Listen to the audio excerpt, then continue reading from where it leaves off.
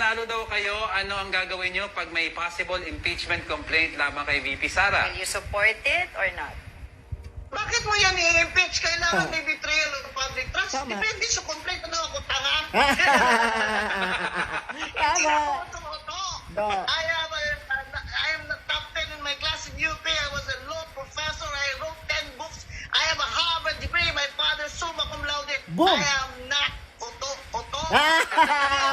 See? Kakampink na yan ha. Pero anong sabi niya, bakit mo naman ipapa-impeach si VP Inday? Anong grounds? May ebidensya ba? ang sabi pa ni Attorney Guanzon, ano ako, uto-uto? Parang sinabi ni Attorney Guanzon na lahat, halos ng mga buhaya sa Kongreso, uto-uto.